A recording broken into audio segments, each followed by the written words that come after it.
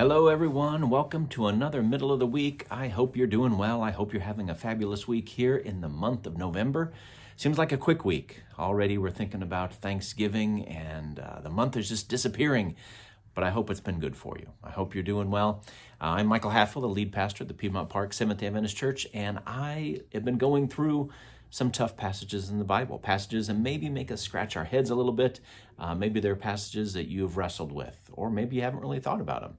So I thought I would bring some to you. And today is one that I wanted to share with you from a book that scares a lot of people, the book of Revelation. A fascinating book. It begins by saying it's the revelation, the revealing of Jesus Christ.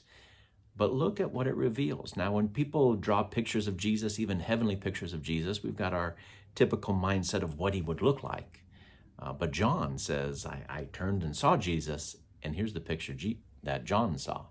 Revelation chapter 1, in verse 12, it says, Then I turned to see the voice that spoke to me, and having turned, I saw 7 golden lampstands, and in the midst of the 7 lampstands, one like the Son of Man. So he's seeing Jesus here in heaven. And he was clothed with a garment down to his feet, and girded about the chest with a golden band. His head and his hair were white like wool, and white as snow, and his eyes like a flame of fire. His feet were like the fine brass, as if refined in a furnace, and his voice as the sound of many waters. Whoa. Now, this is a symbolic book, and so we should recognize that we're going to see some symbolic things in this book, but this is not our typical picture of Jesus. John is seeing Jesus, and John had spent time like leaning right up next to Jesus at that Last Supper, so he's very close to Jesus. But here, John looks and he sees this awesome, powerful version of Jesus, so much so that John falls down before him, and I think all of us would. And so this is a tough verse for us. We don't typically picture Jesus this way. We picture him, just sweet and nice, and we can just lay our head right on him, and then we see this awesome picture of Jesus. And I don't think that both of them are, one's right and one's wrong. I think they're both correct. And there are times that we need Jesus to be that sweet Jesus that we can put our head on his shoulder and just cry on him and talk to him. But there are also times we need to remember this version of Jesus where he is powerful, he is awesome, he is part of the Godhead.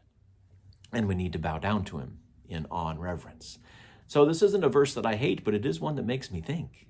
It is one that I have to remember, oh yeah, Jesus is not just my buddy that I can, hug and be close to. He's also the God of everything. And so I just wanted to challenge you with that rather tough verse today from Revelation.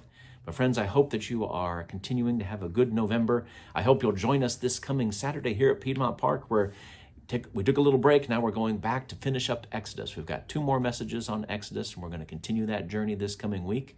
I hope you'll join us here at Piedmont Park, live and in person. We'd love to have you come in and join us and fellowship with us. We do have potluck after church this week as well. Or if you want to, we'd love to have you join us online as well. Friends, let's take care of everyone, and let's continue to love Jesus, to love like him, to the world that needs to know more about him. Take care, everyone.